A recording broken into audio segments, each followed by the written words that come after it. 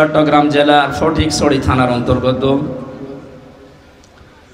বালুখালী আদর্শ সমাজ কল্যাণ পরিষদের উদ্যোগে সপ্তম বাৎসরিক তাফসিরুল কোরআন মাহফিলের স্বনামধন্য সভাপতি, এতক্ষণ যারা এখানে আলোচনা রেখেছেন, নন্দিত মুফাসসিরে কোরআন, ইসলামিক চিন্তাবিদ, গবেষক, শ্রদ্ধাভাজন বড় ভাই আলহাজ মাওলানা আব্দুল হাই মোহাম্মদ সাইফুল্লাহ দামাত বারকাতুহুমুল আলিয়া, বলেন আমিন। আল হায়াতুদ দুনিয়া ইল্লা মাতাউল গুরুর, পৃথিবীর এই জমিনটা পুরা ধোঁকা। দুনিয়ার জীবনটা কি? আল্লাহ বলছেন মাতাউল গুরুর, পুরাটা ধোঁকা। এটা আমি 3 বছর ফাঁসির কন্ডেম সেলের ভেতরে থাকা অবস্থায় হালকা টের পেয়েছিলাম যে পুরাটা আসলেও ধোঁকা। ও বউ বলেন, মা বাবা বলেন, ছেলে মেয়ে বলেন, যাই বলেন, দুনিয়ার সব ধোঁকা। মাঝে মাঝে এই চিন্তা আসতো, তাই তো এটা আসলেও ধোঁকা। কারণ ওখানে এত অসহায় লাগে নিজেকে। চট্টগ্রামবাসী, আমি আমার নিজের থেকে বলছি, ধোঁকা এই কারণে বললাম, আজকের শাহাদত সাহেবের যে বাড়িতে ছিলাম, বিশাল সুন্দর বাড়িটা, যদিও পুরাতন। এখন উনি 100 বছর পরে যদি এই বাড়িতে এসে বলে যে এই ভিটা আমার বাবার, এখানে আমি বসবাস করতাম, 100 বছর পরে আসলে এখানে যারা বাস করবে তারা ওনারে চিনবে না। আমার বাবার নাম রিয়াজউদ্দিন, তার বাবার নাম জাহান আলী, তার বাবার নাম নমাজ আলী। এরপরে আমি আর চিনি না। হ্যাঁ, এরপরে আমি আর চিনি না, আর আমার জানারও দরকার নেই এখন। অথচ আমার এই নমাজ আলী সাহেব মাত্র 61 বছর আগে মারা গেছে। কত বছর? এই লোকটা যদি এখন ফিরে আসে কুষ্টিয়ায়, বলে এই 2 তলা বাড়ি আমার, এটা আমি বানিয়েছিলাম, এই ভিটা আমার, বলেন তো ওর দাঁত মুখ খুলে ফেলবো না? ইয়ার কি মারেন আপনি? হ্যাঁ, কিসের নমাজ আলী আপনি?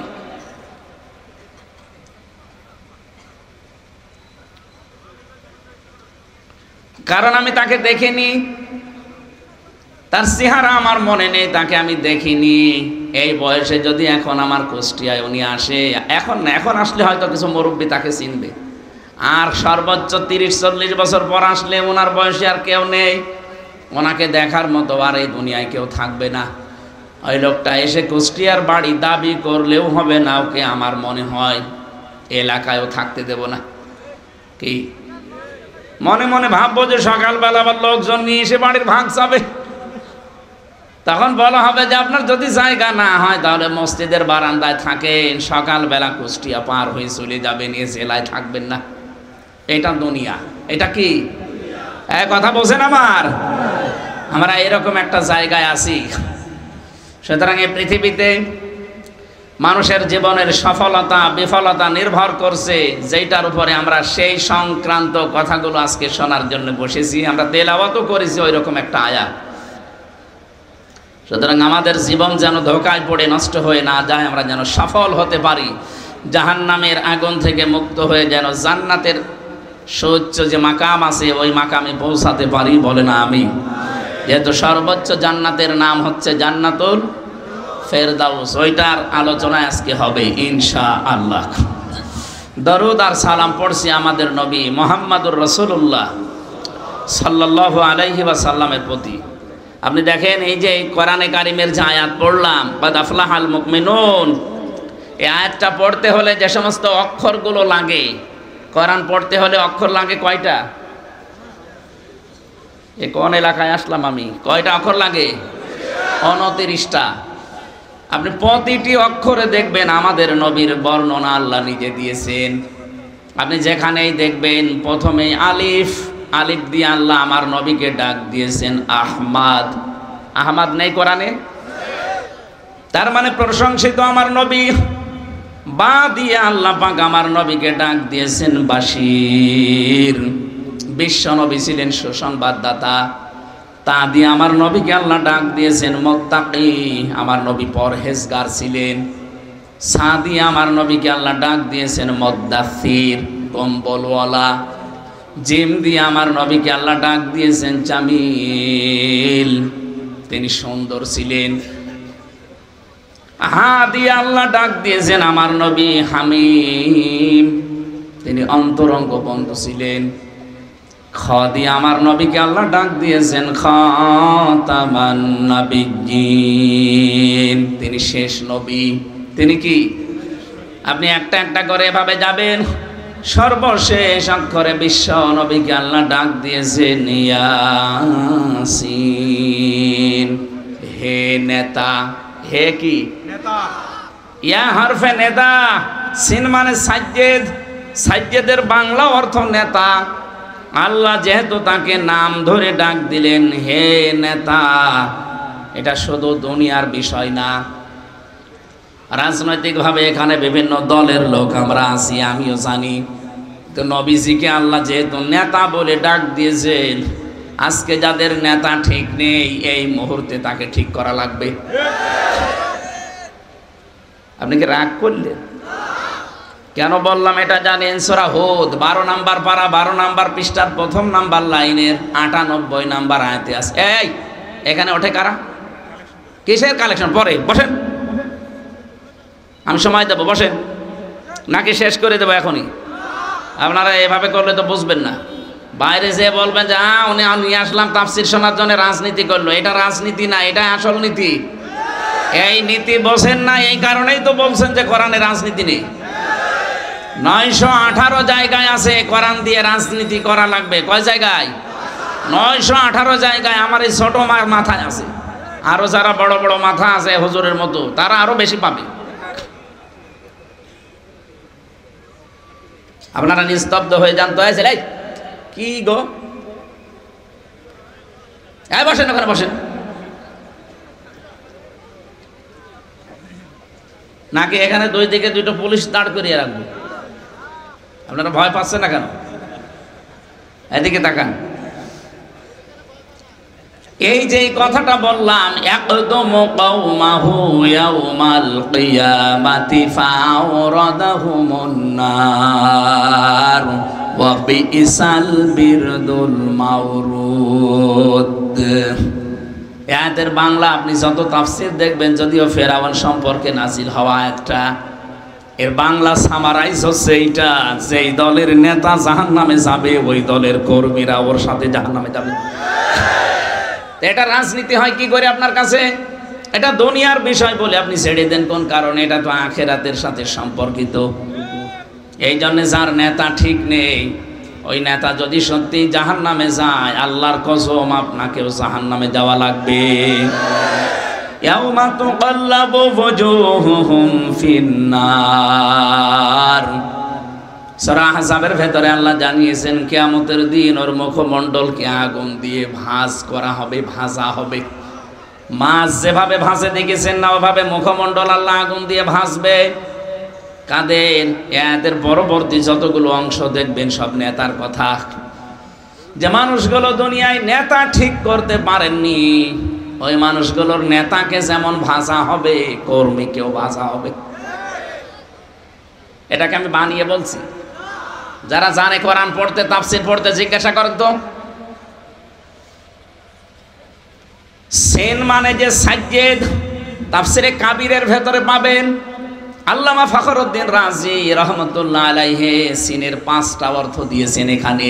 সিন মানে সাজ্জিদুল আলামিন, সিন মানে সাজ্জিদুল বাশার, সিন মানে সাজ্জিদুল কাউনাইন, সিন মানে সাজ্জিদুল আম্বিয়া, সিন মানে সাজ্জিদুল মুরসালিন। এক একটা শব্দের ভেতরে লক্ষ লক্ষ কথা আছে। আমার যেহেতু উদ্দেশ্য এটা না, আমার একটা সামনে বিশাল উদ্দেশ্য আছে, আমি ওইদিকে যাচ্ছি, শুধু আমি ইঙ্গিত দিলাম। সুতরাং প্রতিটি অক্ষরে আমাদের নবীর সম্মান মর্যাদা আমার আল্লাহ ব্যাপকভাবে তুলে ধরেছেন। জোরে বলেন সুবহানাল্লাহ। যে কোরআনে কারীম পড়তে গেলে 29টা অক্ষর আপনি জানেন, পড়েন। সেই কোরআন দিয়ে আমরা এবার আলোচনায় আসছি। সূরা মুমিনুন। কোন সূরা? একটা সূরার নাম আছে সূরা মুমিন, আর এটার নাম মুমিনুন। এক বচন আর এটা বহু বচন। রব্বুল আলামিন মুমিনুনের ভেতরে 118টা আয়াত দিয়েছেন, 6টা রুকু আছে। কোরআনে কারীমের 23 নাম্বার সূরা, এটা মক্কায় নাযিল হয়েছে। আমরা তেলাওয়াত করছি, এরপরে তাফসিরে যাচ্ছি। আছেন এদিকে? আছেন না? বলেন, জবান খুলে তেলাওয়াত করেন, আউযু বিল্লাহি মিনাশ শাইতানির রাজিম, বিসমিল্লাহির রহমানির রহিম, قد أفلح المؤمنون।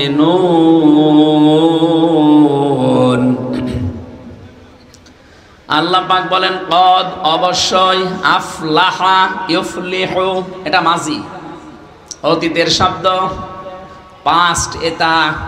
আল্লাহ জানিয়েছেন অবশ্যই সফল হয়ে গেছে মুমিনুন, যারা মুমিন। কে বলছেন? এখানে আল্লাহ নিজে শব্দ শুরু করার আগেই গ্যারান্টি দিলেন কদ। আরবি গ্রামার অনুযায়ী 13টা অক্ষর কোন শব্দ যদি কোন সেন্টেন্সের আগে আসে, বাংলা অর্থ দাঁড়ায় অবশ্যই, নিশ্চয়, হবেই হবে।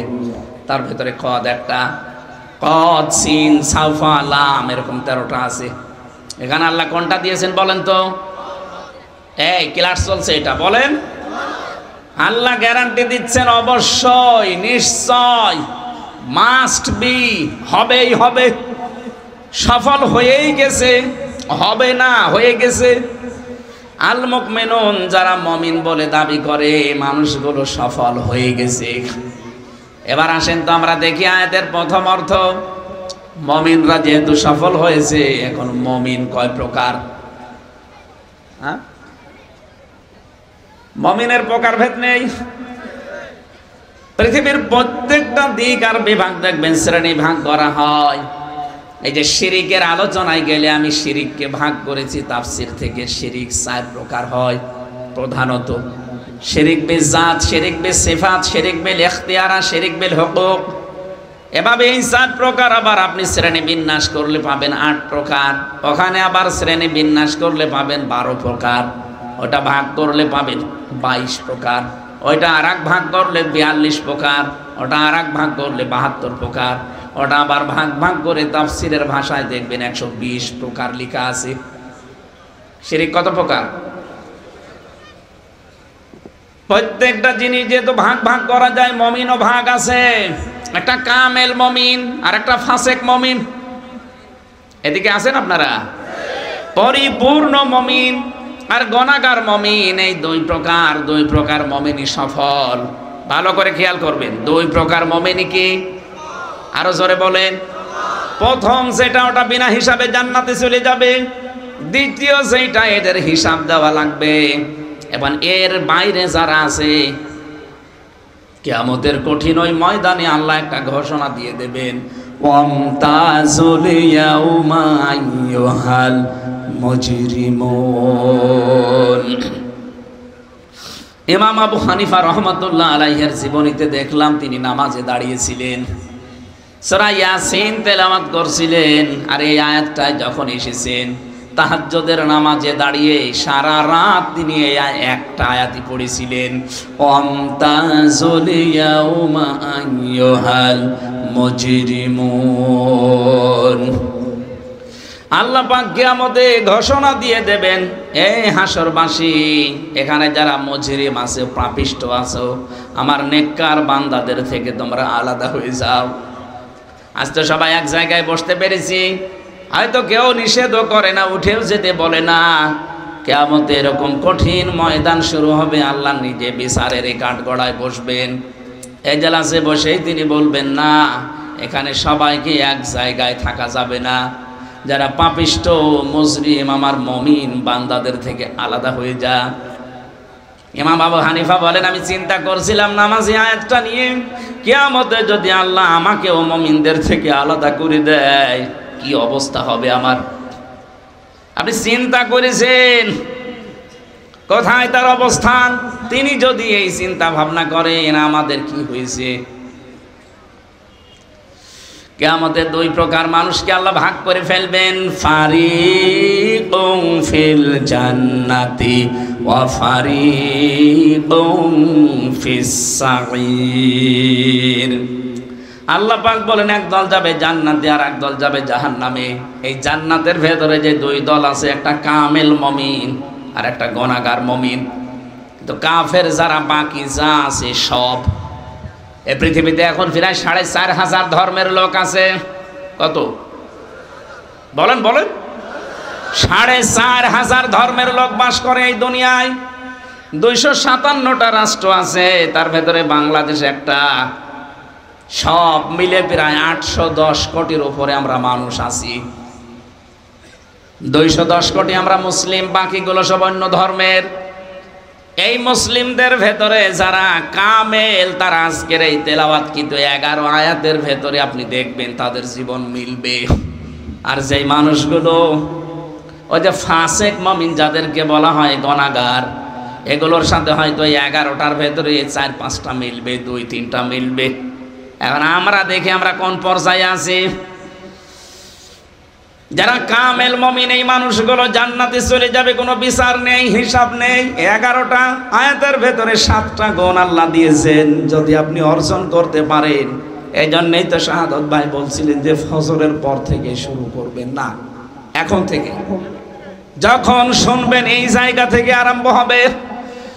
এই 7টা গুণ 11টা আয়াতের ভেতরে দেওয়া আছে, মাস্ট বি আমরা এখন থেকে মানবই ইনশাআল্লাহ। এক কথা বলো না কেন? কোনো হিসাব লাগবে না, বিনা হিসাবে বিনা বিচারে চলে যাবেন জান্নাতে। ফাসেক মুমিন যারা গুনাহগার, এরা হয়তো 2-3টা 4-5টা মানে, তাদের বিচার হবে। আল্লাহ পাক বলেন ইউআযিবু মাইয়াশা ওয়া ইয়াগফিরু লিমাইয়াশা আল্লাহু আলা কুল্লি শাইইন কাদির। বলেন আল্লাহু আকবার। এদেরকে আমি হয় শাস্তি দেব, নাই মাফ করে দেব, সব কিছুর উপরে আমি আল্লাহরই ক্ষমতা। এবার আসেন আমরা আবার এই পর্যায়ে পড়ে গেলাম নাকি? এই জন্যই তাফসীর মাহফিলে আজকে আপনারা এসেছেন। আমরা দেখব যে আমরা পরিপূর্ণ না আংশিক। কিন্তু সুসংবাদ একটা, পরিপূর্ণ হন আর আংশিক হন, আপনি জান্নাত পাবেন। হয়তো শাস্তি যেটা দেওয়া দরকার এটা পুলসিরাতে দিয়ে দেবে, শাস্তি যেটা দেওয়া দরকার হাসরের ময়দানে দিয়ে দেবে, শাস্তি যেটা দেওয়া দরকার কবরে দিয়ে দেবে, শাস্তি যেটা দেওয়া দরকার আপনাকে হয়তো মিজানের পাল্লার কাছে দিয়ে দেবে। কিন্তু আপনি জাহান্নামে যাবার সময় এই গুনাহগার অবস্থায় যদি জাহান্নামে জানো, আমার আল্লাহ পাক শেষ দয়ায় ডাকতে ডাকতে শেষ পর্যন্ত আপনাকে জান্নাতে পৌঁছিয়ে দেবে। সূরা মরিয়মের 71-72 নাম্বার আয়াতে আছে ওয়াইম মিনকুম ইল্লা ওয়ারিদুহা। এটা পুলসিরাতের আয়াত। কত নাম্বার আয়াত বললাম?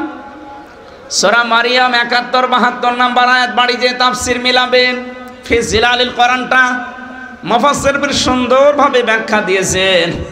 কিয়ামতের এই জায়গায় আল্লাহ যখন বলবে যা ফুলসিরাত পার হয়ে যা, চলে যা, ওই যে জান্নাত আর নিচে জাহান্নাম। রব্বুল আলামিন বলেন যারা জান্নাতে যাবে ওই মানুষগুলো তো পার হয়ে চলে যাবে। যে মানুষগুলো জান্নাতে যেতে পারবে না ওরা কেটে কেটে পড়বে জাহান্নামে। কেমন? এমন চিকন একটা ব্রিজ, নাম বলা হয় ফুলসিরাত ব্রিজ, অথচ ওটা চুলের মতো চিকন, হীরার মতো ধার হবে। রব্বুল আলামিন বলেন এই মানুষগুলো জাহান্নামে পড়বে। আফামান হাক্কা আলাইহি কালিমাতুল আযাব আফান্তা তুনকিযু মান ফিন্নার। এই ভালো করে খেয়াল করবেন, আমি গতানুগতিক কথা কিন্তু বলি না, যা বলি ওখান থেকে একটা শিক্ষা নিয়ে আসি। এবার ভাবেন তো কি বললাম, এটা সূরা জুমারে পাবেন 23 নাম্বার পারা 19 নাম্বার পৃষ্ঠার 12 নাম্বার লাইন, 11 নাম্বার লাইনের 20 নাম্বার আয়াতে আছে। আল্লাহ পাক বলেন আমি আফামান হাক্কা আলাইহি কালিমাতুল আযাব, বিচার ফায়সালা করে, বিচার আচার করে আমি আল্লাহ যাকে আমি জাহান্নামে পাঠিয়ে দিয়েছি, হে নবী আপনি কি পারবেন ওই লোকটাকে জাহান্নাম থেকে বের করে নিয়ে আসতে? কাকে বলছে বের করে নিয়ে আসতে? ইউরিদুনা ইয়াখরুজু মিনান নারি ওয়া মা হুম বিখারিজিনা মিনহা ওয়া লাহুম আযাবুম মুকিম। সূরা মায়েদা 6 নাম্বার পারার 13 নাম্বার পৃষ্ঠার প্রথম নাম্বার লাইনে 37 নাম্বার আয়াতের প্রথম অংশে আছে। আল্লাহ বলেন ওরা চাইবে ওরা চাইবে বের হতে জাহান্নামের আগুন থেকে, কিন্তু আমি ওদেরকে ফিরিয়ে দেব। কে বলছেন? বলেন বলেন। তাহলে এই দেশে একটা কথা আমরা প্রচার করে রেখেছি যে যা করো করো, অসুবিধা নেই, কালেমা যখন একবার পড়েছো জান্নাত একদিন যাবাই। এই আয়াতে এই হাদিসের কথা মানুষ অনেক উদ্বুদ্ধ হয়, এই জন্য অনেকেই এমন এমন কাজ করে, শেষে দেখা যায় ইমানই নেই। কথাগুলো বুঝতেছেন? আপনি জাহান্নামে গেলেন, 10 বছর 50 বছর পরে বের হয়ে চলে আসলেন, আমার কোনো লাভও নেই, ক্ষতিও নেই, আছে? এক কথা বলছেননি না? আমি আবার বলছি, আপনি জাহান্নামে মনে করেন গেলেন, 10 বছর 20 বছর 50 বছর পরে বেরিয়ে চলে আসলেন, আমার কোনো লাভ আছে? কোনো ক্ষতি আছে? কিন্তু আপনি যদি জাহান্নামে যাবার পরে সূরা জুমারের এই 20 নম্বর আয়াত, সূরা মায়েদার 37 নম্বর আয়াত, এই আয়াতগুলো যদি আপনাকে কিয়ামতের দিন আল্লাহর বের না করে, তখন আপনার কি হবে? এবার আমার প্রশ্ন হচ্ছে, হ্যাঁ, জাহান্নাম থেকে বের হবে কারা আর হবে না কারা, এইটা আমার জানা দরকার। মান ক্বালা লা ইলাহা ইল্লাল্লাহ দাখালাল জান্নাহ, যে ব্যক্তি লা ইলাহা ইল্লাল্লাহ পড়বে সে জান্নাতে যাবে, ঠিক আছে, কিন্তু আপনাকে লা ইলাহা ইল্লাল্লাহ টিকিয়ে রাখা লাগবে না। কথা বলে না কেন? মাছ ধরতে গেলেন আপনি, যার ভেতরে রাখবেন হাঁড়ি বা খালই বলে, খালই বলেন ডোলা, মাছ আপনি রাখবেন, ওর ভেতরে নিচে দেখবেন ওর ফাঁকা করা আছে, ফোঁটা ছেঁড়া, যত মাছ রাখবেন থাকবে। সারা দিন মাছ ধরে মনে করছেন পরিপূর্ণ হয়ে গেছে, বাড়ি যাওয়ার সময় দেখবেন একটাও নেই। আর তো কালেমা পড়েছেন, ঠিক আছে, কালেমা তো একটু টিকিয়ে রাখা লাগবে। কালেমা পড়ে রেখেছেন একবার, আর সারা জীবন করছেন আকাম কোকাম কালেমার বিরুদ্ধে কাজ, আপনার তো কালেমাই নেই। এক কথা বলে না কেন? এখানে যারা ওযু করে বসে আছেন, কয়টা কারণে ওযু ভেঙে যায় বলেন তো? বলেন না কেন? এই 7 কারণের একটা কারণও যদি পাওয়া যায়, ওই ওযু আর আছে? ওই ওযু দিয়ে নামাজ পড়া যায়? কথা বলেন না কেন? তাহলে ভাঙা ওযু যেমন ওযু না। আপনি ঈমান এনেছেন, ঈমানও কিন্তু 10টা কারণে ভেঙে যায়, ওই ভাঙা ঈমানও ঈমান না। না, আমি আবার রিপিট করছি, আমি তাফসীর থেকে নোট করে এনেছি, এবার আপনি মিলাবেন আপনার ঈমান আছে না ভেঙে গেছে। ওযু করে এসে বসে আছেন, 7 কারণের এক কারণ পেলে যদি আর ওযু না থাকে, ওই ওযু দিয়ে নামাজ পড়লেও যেমন নামাজ হয় না। আপনার ঈমান যে আছে না গেছে আপনি এখনো টের পাননি, এবার টের পাবেন। আপনি যে আশা করে বসে আছেন আমি কালেমা তো পড়েছি জান্নাত একদিন যাবো, যাবেন, তাই ঈমানটা তো রাখা লাগবে। কয়টা কারণ বললাম? আরো জোরে বলেন। 10টা কারণে ঈমান ভেঙে যায়, নষ্ট হয়ে যায়। ওযু যেমন ভেঙে যায় 7 কারণে, ঈমান ভাঙে কয় কারণে? জবান খুলে বলেন কয় কারণে? 1 নম্বরে কেউ যদি শিরিক করে তার ঈমান ভেঙে যায়। ওয়াউহিয়া ইলাইয়া আন্নাহ,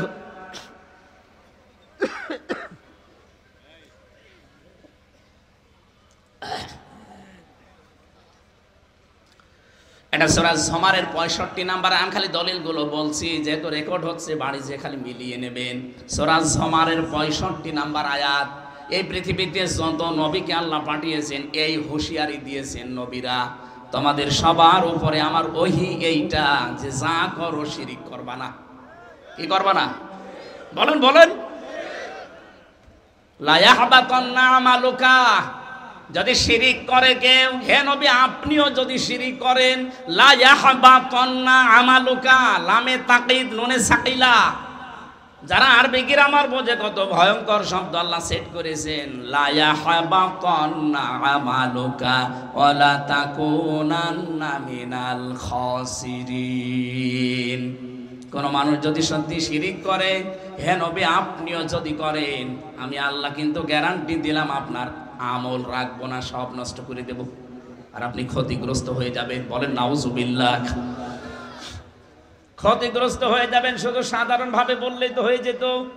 লা ইয়াহবাতান্না যেমন দিয়েছেন, ওয়ালা তাকুনান্না একেবারে শব্দ এক, ওখানেও লামে তাকিদ নুনে সাকিলা, এখানেও লামে তাকিদ নুনে সাকিলা, তার মানে গ্যারান্টি 2টা। আল্লাহ তো এমনি নরমাল ভাবে বললে আমরা মেনে নিতাম না। আল্লাহ গ্যারান্টি দিয়ে বলেছেন যারা শিরিক করে ওদের ঈমান শেষ, আমল শেষ, ওরা ক্ষতিগ্রস্ত হবে। এই জন্য আপনি কালেমা পড়ে বসে আছেন, এই যে শিরিকের কথা বললাম 120 প্রকার শিরিক আছে, একটাও যদি কারো ভেতরে থাকে ওর ঈমান আমল সব চলে গেছে, ও ক্ষতিগ্রস্ত। এটা কার কথা? আরো জোরে বলেন। আপনি এগুলো মিলাবেন না যে আমার ঈমান আছে না ভেঙে গেছে। শিরিক করলে ঈমান কি হয়? ভেঙে যায়। বলেন বলেন, আরো জোরে বলেন। শিরিক কি? আমি এক কথায় জবাব দিচ্ছি, আল্লাহ যেটা পারে ওইটা অন্য কেউ পারে, এই বিশ্বাস করার নাম শিরিক। এই আর কিছু লাগবে না, বসেন বসেন। কি গরম আছে?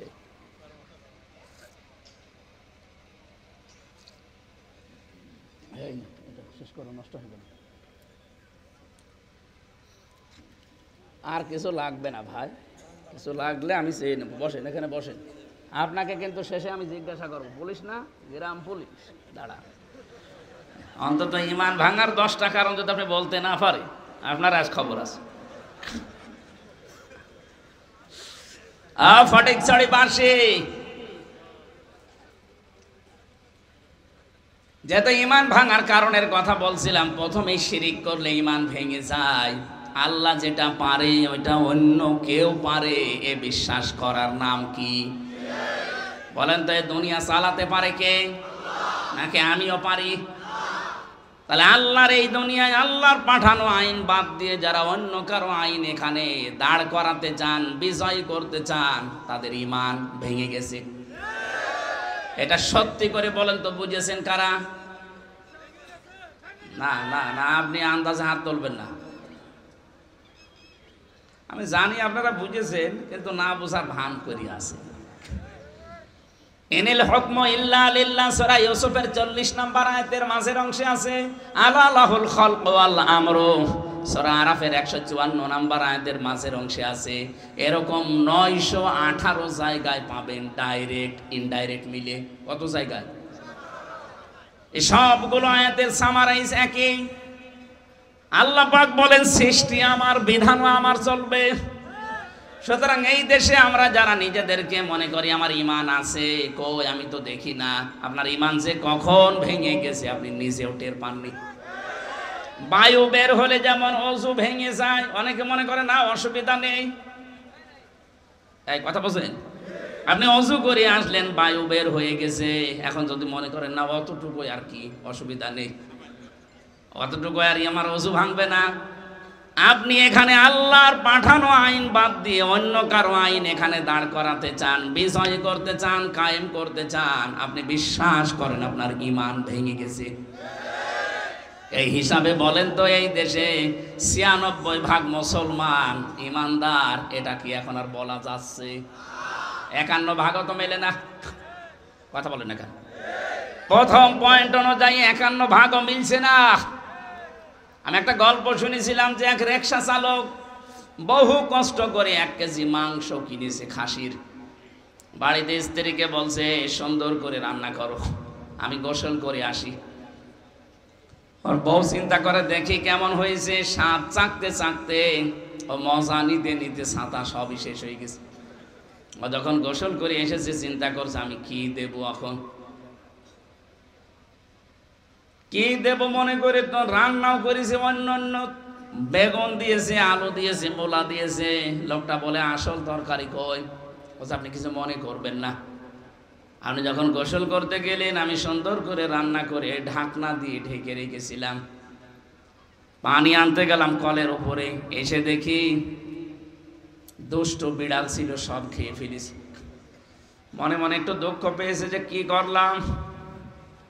খাওয়া দাওয়া মোলা দিয়ে আলু দিয়ে করেছে, পাশে দেখে সেই বিড়াল চেপে ধরেছে, 4 হাত পা টাইট করে বেঁধেছে।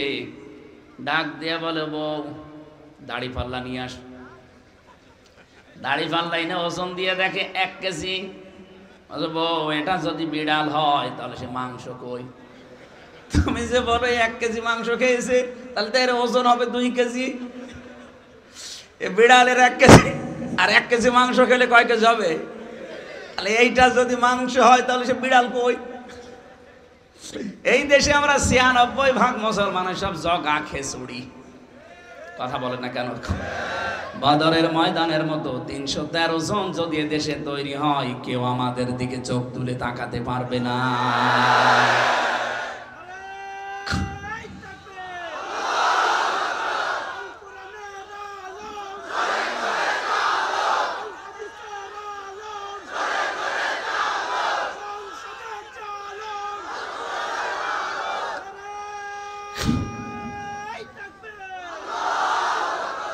চট্টগ্রামবাসী, আমাদের এই দেশে 18 কোটি মানুষের কিছু না থাক, অন্তত ঈমান আছে।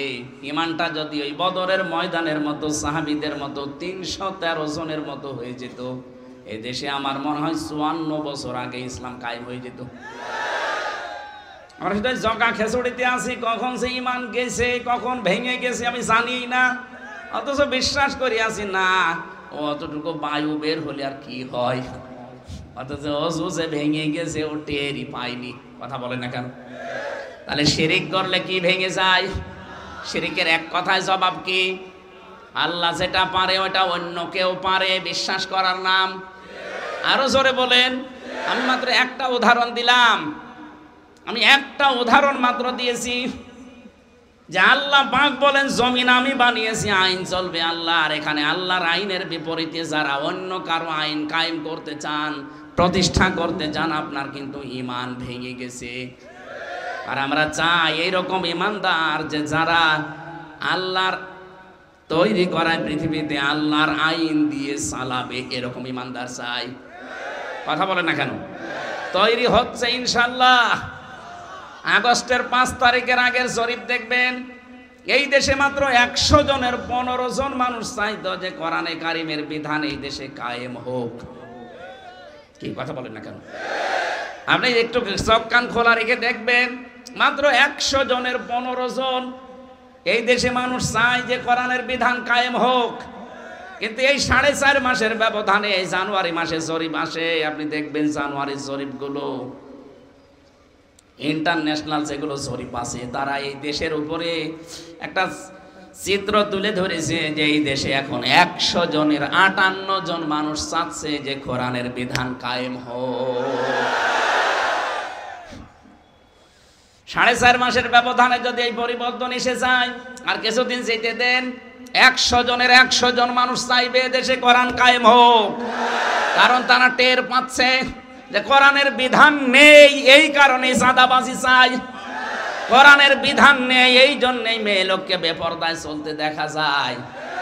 কোরআনের বিধান থাকলে মুসলিম মেয়েদের আপনি বোরকা ছাড়া দেখতে পাবেন না। কথা বলেন না কেন? সাদা কিসের সাদা?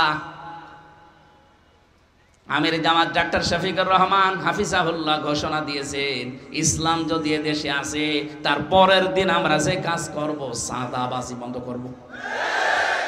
মানুষ এখন সব ধর্মের মানুষই টের পাচ্ছে, তাই তো এইটাই তো আসল কথা। তাহলে ইসলাম এইটাই দরকার, কারণ 54 বছর আমরা দেখেছি বিভিন্ন মানুষের শাসন, সাদাবাজি বন্ধ করতে পারেনি। আমি অনেক হিন্দুর সাথেও কথা বলে দেখেছি, তারা বলছে এবার দেখি না ইসলাম একটু আসুক না, দেখি সাদাবাজি আসলেই বন্ধ হয় কিনা। আর আমি গ্যারান্টি দিলাম বন্ধ হবে। কি বন্ধ হবে না? এই জন্য অনেকের মাথা খারাপ হয়ে গেছে। কিশোরগঞ্জের এক ফজু পাগলা আছে, ফজলুর রহমান ফজু পাগলা, এখন মাথা খারাপ হয়ে গেছে।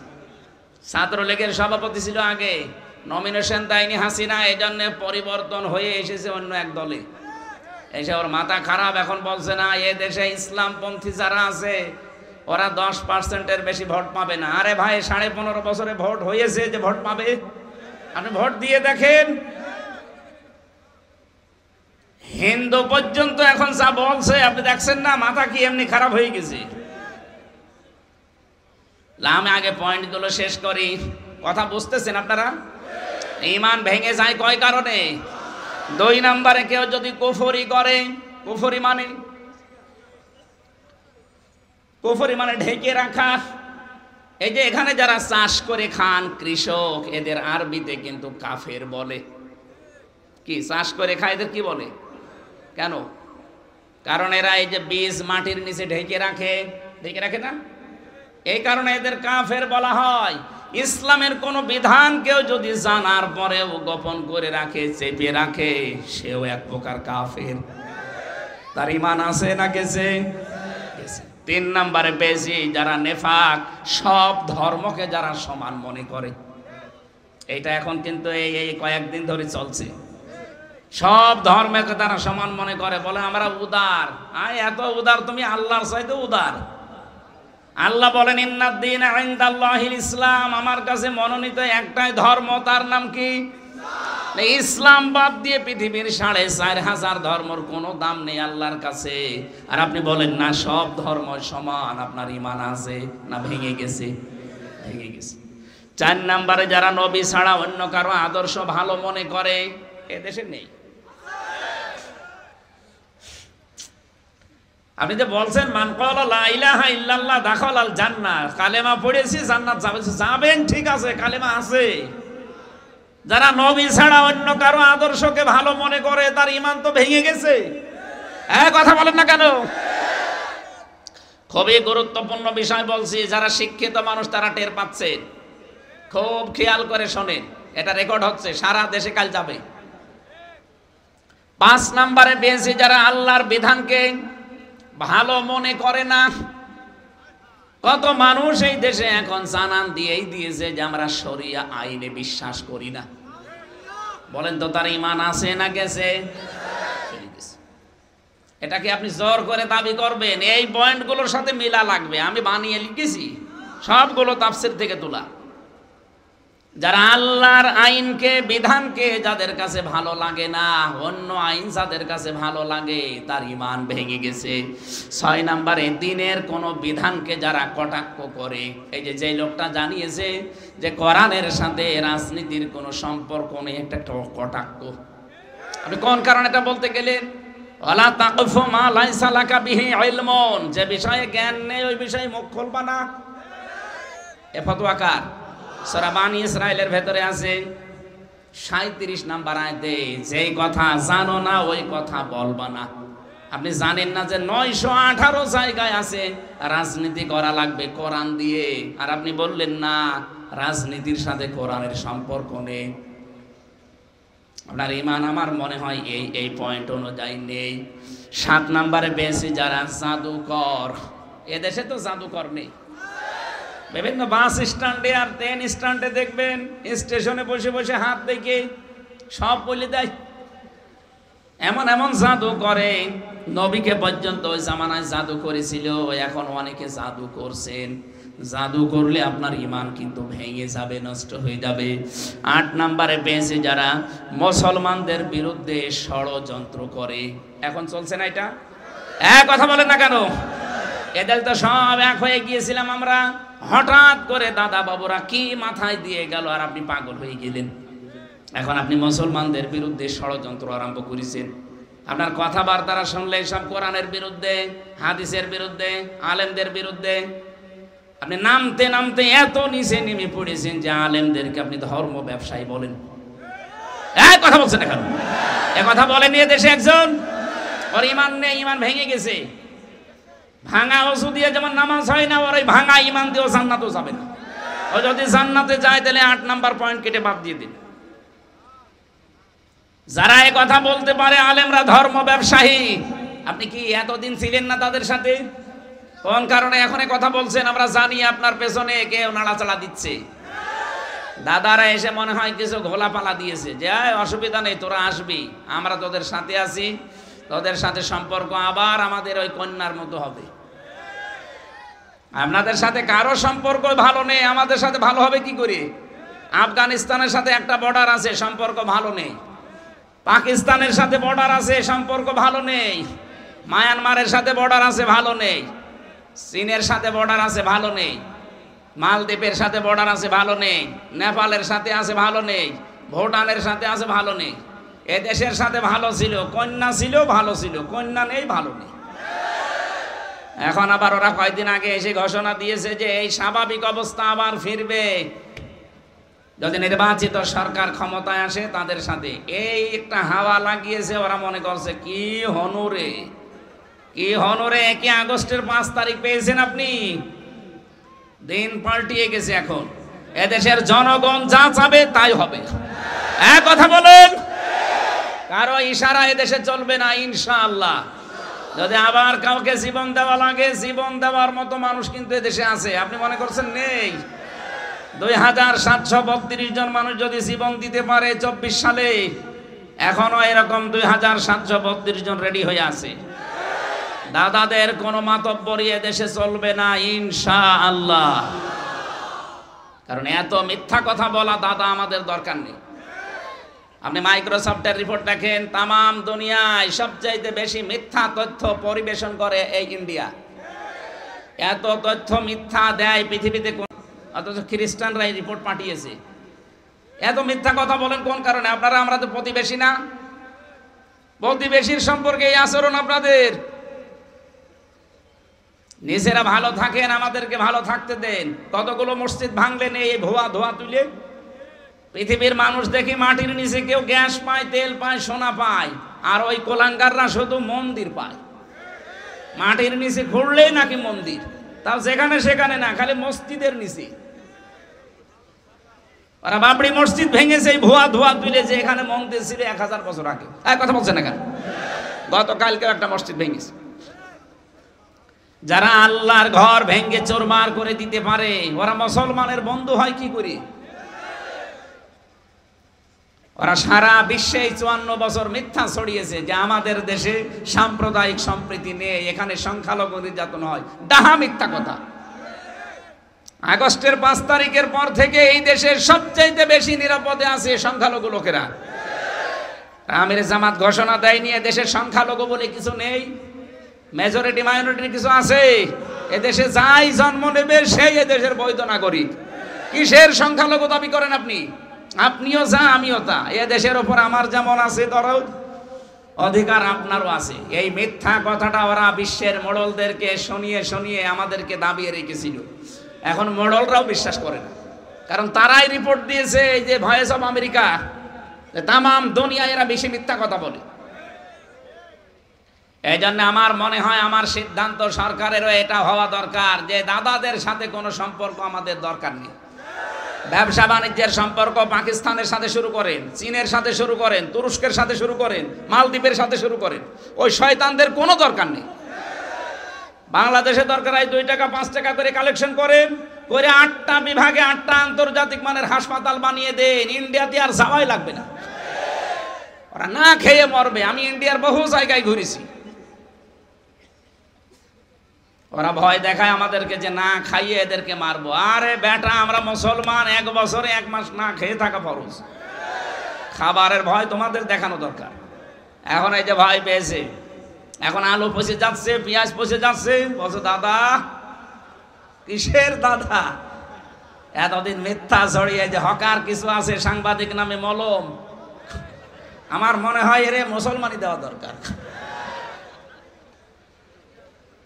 এই ময়ূখ রঞ্জন ঘোষ, এই একটা টাটকা নির্ভেজাল একটা শয়তান। শয়তান তো আমি দেখিনি, যদি দেখতাম মনে হয় এরকমই হইত। এত মিথ্যা কথা মানুষ বলে কি করি? সুতরাং এদের সাথে মিলিয়ে যারা ষড়যন্ত্রে লিপ্ত আছেন এই দেশ নিয়ে, এই দেশের মুসলমান এবং আলেমদের নিয়ে, আল্লাহর কসম আপনার ঈমান ভেঙে গেছে। আমি জানি আলোচনা কালকেই সারা দেশে ছড়ালে অনেকের আবার চুলকানি নতুন করে শুরু হবে। চুলকানি হলে কি দেওয়া লাগে? কি দেওয়া লাগে? মলম দেওয়া হবে ইনশাআল্লাহ। 9 নম্বরটা বলছি, কাউকে ইসলামের ঊর্ধ্বে মনে করা। এটা কি 15.5 বছরে ছিল না ছিল না? ছিল। আমি নাম নিলাম না, কেউ তার বাবাকে, কেউ তার কাউকে ঊর্ধ্বে মনে করত। আপনার ঈমান আছে, আপনি কিভাবে বলেন? আপনার ঈমান তো কখনোই অসুর মতো বায়ু ছেড়ে শেষ হয়ে গেছে। 10 নাম্বারটা বলছি, ইসলামের কোন বিধানকে কেউ যদি ঘৃণা করে, সূরা সেজদার 22 নাম্বার আয়াতে আছে, ইসলামের দিকে আপনাকে ডাকা হয়, অথচ আসতে তো চানি না, আর উলট পালট কথা বলেন। অমান আসলামু মিম্মান ইফতারা আলাল্লাহিল কাযিবা ওয়া হুয়া ইউদআ ইলাল ইসলাম। ইসলাম। আল্লাহু লা ইয়াহদিল কওমাজ জালিমিন। আমার ভাইরা, যে কথা বলছিলাম যে মুমিন দুই প্রকার, একটা কামেল মুমিন আর একটা হচ্ছে ফাসেক মুমিন, পরিপূর্ণ ঈমানদার, বিনা হিসাবে বিনা বিচারে জান্নাতে চলে যাবে। গুনাহগার, এদের ঈমান থাকা লাগবে, কিন্তু এই 10টা পয়েন্টের একটা থাকলে তার ঈমান আছে না গেছে? বলেন বলেন, এর বাইরে থাকা লাগবে আপনাকে। আমি কি পয়েন্টগুলো আবার বলবো? আপনারা রেকর্ড করে নিয়েছেন, অবশ্যই বাড়িতে যে মিলিয়ে দেখবেন আপনার ভেতরে আবার আছে কিনা। যদি থাকে মনে করবেন আপনি আর জাহান্নাম থেকে বের হবেন না, কারণ আপনার ঈমান ভেঙে গেছে। ভাঙা ওযু দিয়ে নামাজ হয় না, ভাঙা ঈমান দিয়ে জান্নাতেও যাওয়া। আরো জোরে বলেন। এবার সফল মুমিন যারা, তাদের পরিপূর্ণ গুণ আল্লাহ দিয়েছেন 7টা। এখানে যারা বসে আছি আমরা দেখি তো আমাদের ভেতরে কয়টা আছে। রব্বুল আলামিন বলেন, আল্লাযীনা হুম ফি সালাতিহিম খাশিউন। ওই মুমিন সফল হয়ে গেছে যার প্রথম গুণ যে নামাজের ভেতরে বিনয়ী, নামাজের ভেতরে ভয় করে আল্লাহকে। এখন নামাজের ভেতরে বিনয়, এটা কি? এই যে খুশু খুজু বলা হয় না, নাম শোনেন? খুশু খুজু, খুশু খুজু কি খাওয়া লাগে? হযরতে তালহা রাদিয়াল্লাহু তাআলা আনহু তিনি নামাজে দাঁড়িয়েছেন। খুশু খুজু কারে বলে এটার জন্য বলছি। হঠাৎ দেখলেন তার বাচ্চাটা পাশে খেলা করছিল, পাহাড়ি এলাকা থেকে একটা সাপ এসে বাচ্চাটাকে জড়িয়ে ফেলেছে। হযরতে তালহা তিনি নামাজে তেলাওয়াত করছিলেন, এর জন্য ওইদিকে ভ্রুক্ষেপ করেননি। তার স্ত্রী আশপাশ থেকে লোকজন ডাক দিয়ে সাপটাকে মেরে বাচ্চাটাকে বিপদ মুক্ত করে বসে আছে। হযরতে তালহা নামাজ শেষ করার পরে ডাক দিলেন, স্ত্রী এতগুলো মানুষ বাড়ির ভেতরে কি করে? হযরতে তালহার স্ত্রী বলে, স্বামী আমার, আপনি যখন নামাজে দাঁড়িয়েছিলেন বাচ্চাটাকে সাপে জড়িয়ে ফেলেছিল। আমি চিন্তা করলাম নামাজে আছেন, আপনাকে ডাকা যাবে না, আশপাশের মানুষজন ডাক দিয়ে আমরা বিপদ মুক্ত হয়ে গেছি। হযরতে তালহার স্ত্রী বললেন, স্বামী এতগুলো আওয়াজ চেঁচামেচি, এতগুলো কর্মকাণ্ড ঘটে গেল, আপনি একটা বারের জন্য ওদিকে নজর দেননি? হযরতে তালহা বলে, স্ত্রী নামাজে যখন দাঁড়িয়েছি তখন আমার আল্লাহর সাথে কথা হচ্ছিল। আমি নামাজে দাঁড়িয়ে যখনই তেলাওয়াত করি আমার আল্লাহ মনে হচ্ছে প্রতিটি আয়াতের জবাব দিচ্ছেন। আলহামদুলিল্লাহি রাব্বিল আলামিন। আমি যেন কানে শুনতে পাচ্ছি আমার মালিক আমাকে শোনাচ্ছেন, সাদাক্তা ইয়া আবদি, আমার বান্দা সত্য বলেছে। জোরে বলেন সুবহানাল্লাহ। কি নামাজে তারা দাঁড়িয়েছিলেন খুশু খুশু নিয়ে। আমার এদের তো এরকম নামাজই হয় নাকি? কত মানুষ আমরা নামাজে দাঁড়িয়ে খুশু খুশু তো দূরের কথা, একটা মশা কামড় দিলে আগে মশা মেরে তারপরে আল্লাহু আকবার বলে। নামাজের সেজদার ভেতরে যে কি মজা আছে, এটা নিরিবিলি না হলে আপনাকে বোঝানো যাবে না। আপনি নিজে বোঝ পাবেনও না। যখন লম্বা করে সেজদা দেবেন রাতের বেলা, দেখবেন একটা আলাদা প্রশান্তি আপনি পাবেন। আমি নিজে হালকা পাতলা পেয়েছি, এই জন্য আমি আপনাদের আহ্বান জানাচ্ছি। জেলখানায় তো 3টা বছর জালেমরা আমার এই কন্ডেম সেলের ভেতরে তালাবদ্ধ করে রেখেছিল। যেহেতু দুনিয়ার কোনো খোঁজ খবর আমি পাইনি, 24 ঘন্টা শুধু কোরআন শরীফ ছাড়া আর কোনো কিছু পড়ারও জায়গা নেই। কি পড়বেন? ওই বঙ্গবন্ধুর জীবনী দিয়ে যায়, ও ছাতা পড়ে করবো কি? বঙ্গবন্ধুর ছোটবেলায় কি করেছে, যৌবন বয়সে কি করেছে, কয় কাজে হুকু খেয়েছে, চীন সফর করেছে, কিভাবে রাষ্ট্র গঠন করেছে, শুধু এই সব। ও ছাতা পড়ে সময় নষ্ট করবে কে? বই যদি চাই ভাই একটা বই এনে দেন, বঙ্গবন্ধুর চীন সফর, এ ছাতা পড়ে করবো কেন? একটা তাফসির এনে দিতে পারেন না? বলে না আমাদের আদেশই এইটা যে ফাঁসির কন্ডেম সেলে যারা থাকবে তাদেরকে আল্লাহর ওলির এই জীবনী পড়াবা, ওইটা নিয়ে এসে দিত। আমি মানে বলেছিলাম এক কারারক্ষীরে, ভাই এগুলো না দিয়ে আপনি এই বইটা নিয়ে এসে দিতে পারেন না যে আমার ফাঁসি চাই? এই কথা বলেন মানে? হ্যাঁ, ওই বইটা নিয়ে এসে দিন, আমার ফাঁসি চাই, এই বইটা নিয়ে এসে দেন। আমি মেজর ডালিম বলছি, এই বইটা নিয়ে এসে দেন। আপনি বঙ্গবন্ধুর আত্মজীবনী নিয়ে এসে দেয়। মানুষের জীবন পড়ে কোনো মানুষের জীবন পরিচ্ছন্ন হবে না, যদি হয় তাহলে মুহাম্মদ রাসূলুল্লাহটা হবে। তার জীবনে একটা মিথ্যা কথা নেই, আর আপনি যার অনুসরণ করতে বলেন ওর জীবন পুরাটাই তো মিথ্যা। রাহিকুল মাখতুম চেয়েছিলাম একদিন, যে রাহিকুল মাখতুমটা নিয়ে এসে দেন, ওইটা পড়লে আমার জ্ঞান বাড়বে। ঢোকাতে দেয় না শয়তানরা ওখানে, কোনো উল্লেখযোগ্য তাফসির একটা ঢোকাতে দেয় না। নবীজির কোনো উল্লেখযোগ্য জীবনী, প্রায় 13টা জীবনী আছে ওনার, একটাও নিয়ে আসতে দেয় না। খালি ওই আল্লাহর ওলিদের কি কি করেছে ওদের এইসব। ওই চেতনাকে কাজে লাগিয়ে লাগিয়েই তো দেশটার 12টা বাজিয়েছে। আবার অনেকে এখন দেখছি ওই পুরাতন চেতনার এই ঢোল, ভাঙ্গা ঢোল আবার বাজাচ্ছে। সাবধান, এই ফ্যাসিস্টের কোনো বানানো শব্দ বাংলাদেশে উচ্চারণ করবেন না।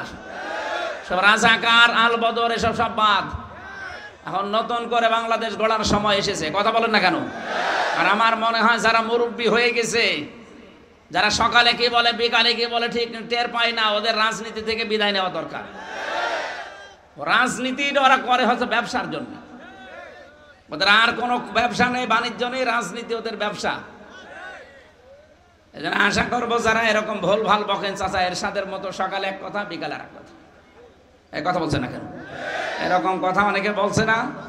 আপনাদের আর রাজনীতি করার দরকার নেই, আপনারা এই মাঠ থেকে চলে যান। নতুন যারা এখন এই দেশ স্বাধীন করেছে তাদের হাতে তুলে দিন। এই দেশ যখন স্বাধীন করতে পেরেছে, দেশ চালাতেও পারবে। অনেকে এদের দামও দিতে চায় না। এরা কি করেছে, আপনি কি করেছেন? হ্যাঁ, এই 15.5 বছর তো আপনি কি করেছেন? এই জন্য যারা করেছে তাদের মূল্যায়ন করা দরকার। এখন জুলাইয়ের শ্বেতপত্র এই যে ঘোষণা হওয়ার সময় অনেকে বাধা দিচ্ছেন। আপনি কি মানুষ? খালি ঈদের পরে ঈদের পরে ঈদের পরে করে করে 15.5 বছর জালেমদেরকে টিকিয়ে রাখলেন। আর এই ছোট ছোট বাচ্চারা জীবন দিয়ে দেশটা নিয়ে এসে দিল, এখন বলছে ও কি করেছে। এই শয়তানগুলোকে মুখে আমার মনে হয় কি দিয়ে মারা দরকার আল্লাহ জানে। মানুষের একটা হালকা কৃতজ্ঞতা বোধ থাকে। এরা কি, এরা কুকুরের চাইতেও খারাপ। কুকুরকে একটা হাড় দিলে তাও তো সে পাহারা দেয়, আর এর দেশটা নিয়ে এসে দিল স্বৈরাচারের এ কবল থেকে। এ শুকরিয়া আদায় করা দূরের কথা, এদের পেছনে লেগেছে। বিভিন্ন ট্যাগ লাগিয়ে দেয়। কোনো ট্যাগ আর এই দেশে চলবে না ইনশাআল্লাহ। কোন চেতনার নাম নিয়ে আর সামনে আপনি আসতে পারবেন না, কারণ এই দেশের মানুষের কালো চশমা আর নেই। কথা বলেন না কেন? কালো চশমা আছে আমাদের এই দেশে। আমার যতটুকু বাস্তবতা দেখতে পাচ্ছি, মানুষের যে আগ্রহ, এই দেশের জাতীয় স্লোগান হওয়া দরকার নারায়ে তাকবীর। ওই জয় বাংলা বাংলা সব বাদ দেন। এই দেশে 96% মুসলমান, এখন তাকবীর হবে, লিল্লাহে তাকবীর।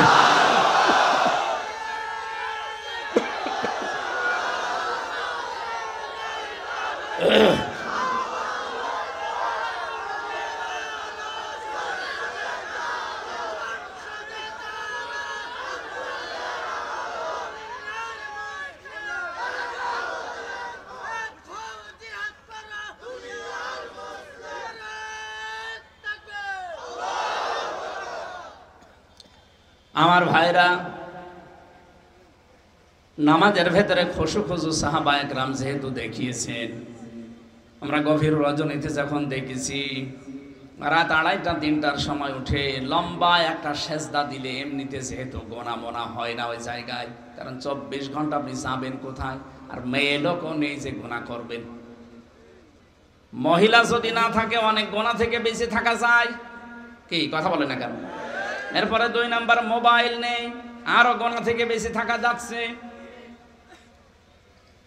এই সর্বোপরি 3টা বছরে যেহেতু অনেক অপরাধ থেকে, গোনা থেকে আমরা অনেকেই নিজেকে মুক্ত করে দেখতে পেরেছিলাম।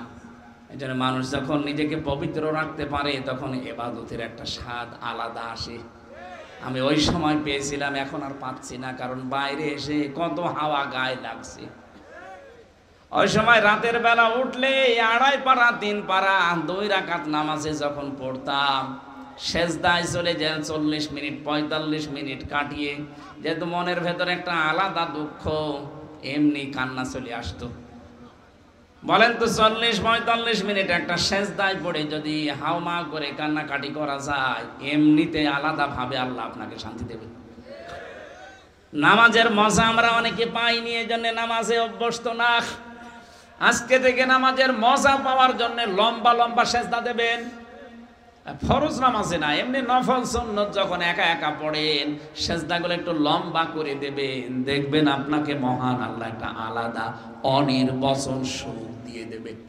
ওটা কিনতে পাওয়া যাবে না, আলাদা পাওয়া যাবে ওটা।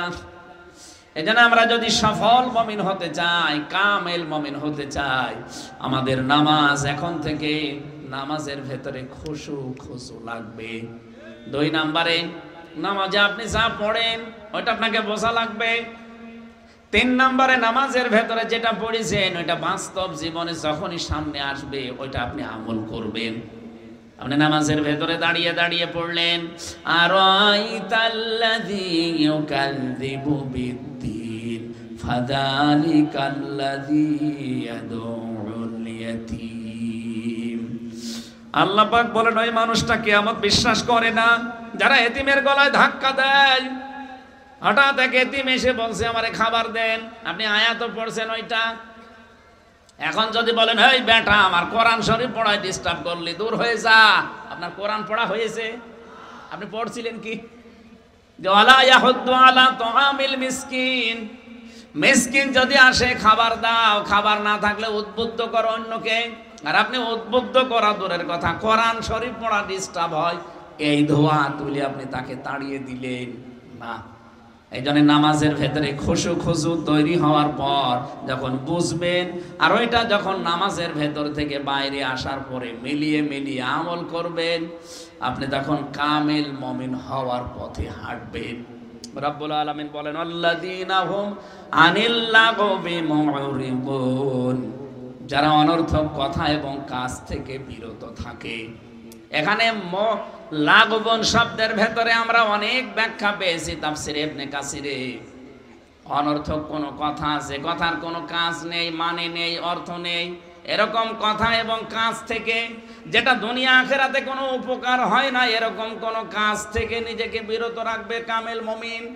আজ বাংলাদেশে আল্লাহর আইনের বাইরে যত আইন, এটা যদি প্রতিষ্ঠাও হয়ে যায়, এটা কি আসলে অনর্থক কাজের ভেতরে পড়ে না? ওটা মানুষের অধিকার আর নষ্ট হবে। ওই যে ঘোষকটা বলছিল না, আমান হাকামা বিহি আদালা, যারা কোরআনে কারিম দিয়ে বিচার ফায়সালা করবে তারা ন্যায় বিচার কায়েম করতে পারবে। সুতরাং কোরআনের আইন বাদ দিয়ে মানুষের তৈরি করা আইন যারা কায়েম করার জন্য, প্রতিষ্ঠা করার জন্য যারা চেষ্টা চালাচ্ছেন, সময় দিচ্ছেন, অর্থ দিচ্ছেন, কাজ করছেন, সবগুলো লাগবনের ভেতরে পড়বে। আপনি কামেল মুমিন হতে পারবেন না। কামেল হওয়ার জন্য অনর্থকে কাজগুলো ছেড়ে দেওয়া লাগবে। এই যে যারা সেলফি তোলেন, ছবি তোলেন, যেই ছবির কোনো কাজ নেই, দুনিয়া আখিরাতে কোনো উপকার নেই, এইটাও লাগবের ভেতরে পড়বে। এই জন্য অনর্থক কিছু করা ঠিক না। আজকে থেকে যদি এরকম কোনো কাজে না আসে, এরকম ছবিও তুলবেন না। এক কথা বুঝতেছেন? আপনি আন্দাজে দাঁড়িয়ে আছে, হঠাৎ করে তোলেন কেন? আপনার ওর ভেতরে কোনো উপকার আছে দুনিয়া আখিরাতের? ওয়াল্লাযীনা হুম লিযাকাতি ফাইলুন, যারা যাকাত আদায় কর্মতৎপর। এখানে যাকাত শব্দের ব্যাখ্যা 2টা। যাকাত মানে পবিত্রতা, যাকাত মানে বৃদ্ধি করা। আপনি যাকাত দিলে আপনার সম্পদ আল্লাহ বাড়িয়ে দেবে, যাকাত দিলে আপনার সম্পদকে আল্লাহ পবিত্র করবে। পৃথিবীর এমন কোনো জিনিস নেই যার যাকাত নেই। সময়েরও যাকাত আছে, শরীরেরও যাকাত আছে। প্রতি সপ্তাহে 2টা করে রোজা রাখা, মাসে 3টা রোজা রাখা, বছরে 1 মাস রোজা রাখা, এটা শরীরের কি? আরো জোরে বলেন। এগুলোর খবর নেই বলে আমার গ্যাস। আরে শয়তান, রোজা রাখলে গ্যাস ভালো হয়। সুতরাং যাকাত এটা আমাদের সম্পদ থেকে শুরু করে শরীর পর্যন্ত যত কিছু আছে সবগুলোর যাকাত আদায় কর্মতৎপর হওয়া। যদিও এই আয়াতটা রাষ্ট্রের সাথে সম্পর্কিত, কারণ যাকাত আদায় এটা মানুষের ওয়াজে নসিহতে কাজ হয় না, এটা আইন পাশ করা লাগে। এরপরে পেয়েছি ওয়াল্লাযীনা হুম লিফুরুজিহিম হাফিজুন, যারা তাদের লজ্জা স্থানকে হেফাজত করে। আজ আমাদের বহু মানুষ উপরে ফিটফাট দেখতে মনে হয়, ভেতরে কিন্তু লজ্জা স্থান সদরঘাট হয়ে গেছে। এগুলো কন্ট্রোল করার মতো কায়দা আমাদের নেই। ভারতের পিন আপ করা পত্রিকাগুলো আকাশ সংস্কৃতির নামে উল্টাপাল্টা জিনিস আমাদের শরীরকে পবিত্র থেকে অপবিত্র বানিয়ে দিচ্ছে। আমরা এই দেশ থেকে এই কন্টেন্ট গুলো যারা তথ্য মন্ত্রণালয়ের দায়িত্বে আছেন, এই নাহিদ ইসলাম সহ উপদেষ্টা নাহিদ ইসলাম সহ যারা দায়িত্বে আছেন, আমরা আহ্বান জানাবো মুসলমানের দেশে অন্তত প্রকাশ্য জেনা ব্যভিচার যেগুলো আরম্ভ হয়, এই উলঙ্গপনা, এগুলো এই কন্টেন্ট গুলো সব দূর করে দিন। আমেরিকায় এই কারণেই পড়তেছে, ওদের জেনা ব্যভিচার এত বেশি হয়েছিল, এখন আগুন লেভানোর জন্য ৭০,০০০ পানির মেশিন কাজ করছে, কাজ হচ্ছে না, পানি দেয় আগুন বাড়ে। কারণ আল্লাহর সাথে পাল্লা দিয়ে পারা যাবে আগুন। এখন শুনলাম আরো অন্য প্রদেশে ছড়িয়ে পড়ছে। আমেরিকা বাংলাদেশের মতো ৫৯টা জোড়া দিলে যত বড় হবে, আমেরিকা একাই অত বড়, একটা প্রদেশ পুরা শেষ। এখন অন্য প্রদেশে আগুন ছড়াচ্ছে। আমি যতটুকু কারণ পেয়েছি কোরআন হাদিস পড়ে, আমেরিকার সাথে তার ১ নাম্বার কারণ তারা জুলুমের সমর্থনকারী, জুলুমকারী। গাজায় জুলুম হচ্ছিল, হত্যা হচ্ছিল, তারা সাহায্য করেছে। ২ নাম্বারে তারা জেনা ব্যভিচার ওপেন করে দিয়েছে।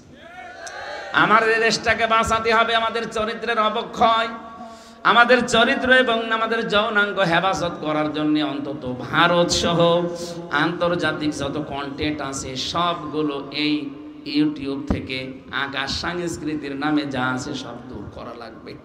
নাই তো এদেশেও যদি দাবানল একবার শুরু হয়ে যায়, এদেশ পোড়াতে আল্লাহর কয়েক মিনিট লাগবে মাত্র।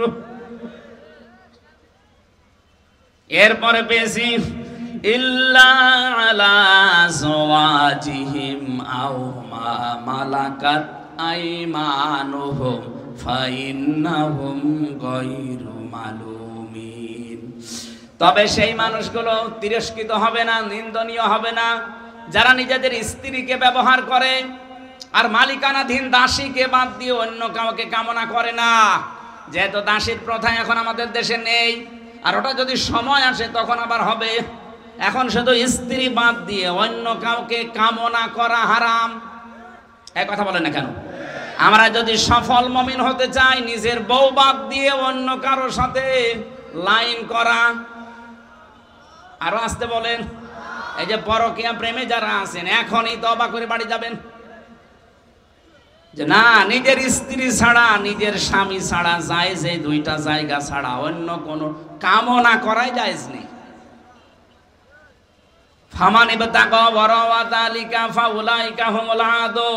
নিজের বউ বাদ দিয়ে অন্য কারোর সাথে যারা লাইন করে তারা সীমা লঙ্ঘনকারী, আর সীমা লঙ্ঘন যারা করে তাদের অপছন্দ করেন কে? আরো জোরে বলেন। আল্লাযীনা হুম লিআমানাতিহিম ওয়া আহদিহিম রাউন, যারা তাদের আমানত এবং যাদের ওয়াদা তারা রক্ষা করে চলে। আজ কত আমানতের খেয়ানত হয়ে গেল এই দেশটা থেকে। সরকারি মালগুলো সব মনে করতো নিজের গনিমত। এজন্য এক একটা প্রকল্প চালু করে, প্রকল্প না, এটা ডাকাতি করেছে। এ পদ্মা সেতু তৈরি করতে ৩২,০০০ কোটি টাকা খরচ। এখন প্রমাণ হচ্ছে এত টাকা হলে 4টা ব্রিজ এরকম বানানো যায়। একজন দরবেশ কত টাকা চুরি করেছে দেখেছেন? ৩৬,০০০ কোটি। বাইরের দেশে যে দেখবেন কেউ বেগম পাড়া, কেউ সাহেব পাড়া বানিয়ে বসে আছে। আরে শয়তানরা, এই টাকাগুলো বাইরে পাচার না করে এই দেশে যদি মানুষের কর্মসংস্থান তৈরি করে দিত, জীবনও এই দেশ থেকে জনগণ তোদের তাড়িয়ে দিত না। এখন এই দেশে প্রায় ৩৬ লাখ যুবক বেকার, ৩৬ লাখ যুবক বেকার হয়ে পড়ে আছে। অথচ টাকাগুলো সব পাঠিয়েছে বাইরের দেশে। কেউ সাহেব পাড়া, কেউ বেগম পাড়া, কেউ সুইস ব্যাংকে রেখে দিলেন। কি করছেন টাকা নিয়ে? নিজেও ভোগ করতে পারছেন না। কারণ সাহেব পাড়ায় যে থাকবেন যখন পিটিয়ে মেরে ফেলবে। হোটেলে থাকে শয়তানরা। আমি মালয়েশিয়া ছিলাম কয়েকদিন আগে, যে হোটেলে উঠে দেখি 2 শয়তান নিচে বসে আছে। কি গো এখানে? হুজুর আমরা আগেই পালিয়েছি। কারণ সাহেব পাড়ায় থাকবে না, বলে না ওখানে যে মায়ের খাবো। তার মানে নিজের বানানো বাড়িতেও থাকতে পারলেন না। এই জন্য আগামীতে যারা আসবেন তারা যেন আমরা এরকম কিছু করেন না। আপনার বাড়িও কিন্তু জালেমদের মতো শ্মশান হয়ে যাবে। আর ওয়াদা আহাদিহিম রাউন, সংরক্ষণ করবে তাদের ওয়াদা। সামনে কিন্তু ওয়াদার মৌসুম আসছে, অনেক ওয়াদা অনেকে দেবে। যারা ওয়াদা রক্ষা করতে পারে, এই 5.5 মাসে অনেকে প্রমাণ দিয়ে ফেলেছে যে ওয়াদা করলে কারা রক্ষা করতে পারে। আপনি সেই ওয়াদা রক্ষাকারী মানুষদেরকে আপনার আমানত দেবেন। হ্যাঁ, কথা বলেন না কেন? আল্লাযীনা হুম আলা সালাওয়াতিহিম ইউহাফিজুন, যারা নামাজ সমূহের সংরক্ষণ করে, হেফাজত করে, তার মানে 5 ওয়াক্ত ফরজ নামাজ যেন ছেড়ে দেবেন না। উলাইকা হুমুল ওয়ারিসুন, এরাই হচ্ছে ওয়ারিস। আল্লাযীনা ইয়ারিসুনাল ফিরদাউস হুম ফিহা খালিদুন, এরা হচ্ছে জান্নাতুল ফিরদাউসের ওয়ারিস, চিরকাল সেখানে থাকবে। আল্লাহ আমি সহ যারা এসেছি আমাদেরকে অনুসরণ করার এই 7টা গুণ তৌফিক দাও, বলেন আমিন। মেয়েরা যারা এসেছেন, সম্মানিতা মা বোনেরা, আপনাদেরকে আমি আদর্শ হিসাবে মেনে নেওয়ার জন্য হাদিস শরীফ থেকে 6 জনের নাম শোনাচ্ছি। আপনার তাওয়াক্কুল হওয়া লাগবে হযরতে হাজেরার মতো, আল্লাহর উপরে ভরসা। 2 নম্বরে আপনার ইবাদত বন্দেগী হওয়া লাগবে হযরতে মরিয়মের মতো। আপনার দৃঢ় ঈমান তৈরি করা লাগবে হযরতে আসিয়ার মতো। আপনার স্বামী ভক্তির নিদর্শন হবে খাদিজাতুল কুবরার মতো। ঈমান এবং এলেম আপনার অর্জন করার যোগ্যতা থাকা লাগবে আয়েশা রাদিয়াল্লাহু তাআলা আনহার মতো। আপনার পর্দা হবে হযরতে ফাতেমাতুজ জোহরার মতো। এই 6 জনকে আপনি সামনে আদর্শ মেনে চলবেন। আমি আশা করব এর জীবনী পাওয়া যায়। আমি লিখেছি 6টা মানুষের জীবনী দিয়ে, দেখি ওই বইটা দেখি। এই যে আদর্শ নারী, এখানে 6 জন মানুষের জীবনী এবং আমল দেওয়া আছে। আপনার স্বামীকে দিয়ে, ছেলেকে দিয়ে, স্টেজে আছে অথবা গাড়িতে আছে, এটা নিয়ে যান, পুরাটা পড়বেন। আপনার আদর্শ এখন ঐশ্বরিয়া না, আপনার আদর্শ পরিমণি না, আপনার আদর্শ এই 6 জন হবে। আর শিক্ষিত মানুষ যারা, এই যে জান্নাত এবং জাহান্নাম, কি কাজ করলে আপনি কোন জাহান্নামে যাবেন, কোন কাজ করলে কোন জান্নাত পাবেন, এইটাই আছে। আর এটা আরো হায়ার এডুকেটেড যারা, আরো শিক্ষিত বেশি, সৃষ্টি জগৎ নিয়ে লিখেছি। সৃষ্টি জগতের সূচনা, এটা সবার জন্য না। এটা যদি পান ওই গাড়িতে এখানে স্টেজে নিয়ে যান। আল্লাহ আমাদেরকে আমল করার তৌফিক দিন, আমিন। কমিটির পক্ষ থেকে 2-1টা ঘোষণা আছে। আমার কাছে একজন আজকে প্রশ্ন দিয়েছেন, এখানে দেখলাম প্রশ্নটা কই, যে বরযাত্রী খাওয়া জায়েজ আছে কিনা। না, বরযাত্রী যাওয়া জায়েজ নেই, অলিমা করা জায়েজ আছে। আগামী থেকে কেউ বরযাত্রীতে যাবেন না। বিয়েতে বরযাত্রী খাওয়া, ফার্নিচার নেওয়া, মেয়ের পক্ষ থেকে টাকা নেওয়া, একটাও জায়েজ নেই। এমনকি মেয়ের বাড়ি থেকে যদি কেউ মেয়ের বাবার সম্মতি ছাড়া একটা পানও খান, ওইটাও হারাম হবে। এখন থেকে বরযাত্রী যাবেন না, অলিমা করবেন। আল্লাহ তৌফিক দিন, আমিন, আল্লাহুম্মা আমিন। লা ইলাহা ইল্লা আনতা সুবহানাকা ইন্নী কুনতু মিনাজ জালিমিন। আল্লাহুম্মা গফিরলি ওয়ারহামনি ওয়াহদিনি ওয়াফিনি ওয়ারযুকনি ইয়া রাব্বাল আলামিন। আল্লাহ তাআলা চট্টগ্রাম জেলার ফটিকছড়ি বালুখালী আদর্শ সমাজ কল্যাণ পরিষদ এ বিশাল আয়োজনে আঞ্জাম দিয়েছে। তুমি মেহেরবানি করে বিশাল আয়োজনটা কবুল করে নাও। যে যুবকরা এই মাহফিলের জন্য শ্রম দিল, আল্লাহ এই যুবকদেরকে তুমি ফাতিমাতুজ জোহরার সন্তান হাসান হোসাইনের মতো কবুল করে নাও।